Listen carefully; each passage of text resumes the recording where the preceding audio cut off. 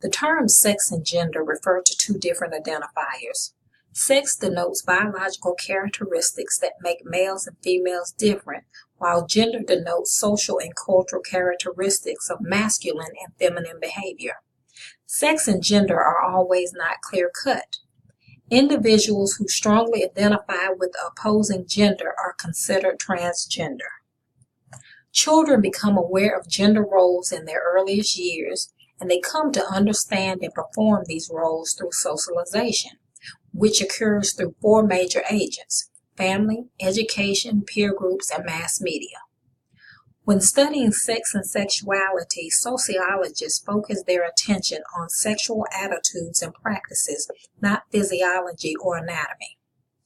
Norms regarding gender and sexuality vary across cultures. In general, the United States tends to be fairly conservative in its sexual attitudes. As a result, homosexuals continue to face opposition and discrimination in most major social institutions.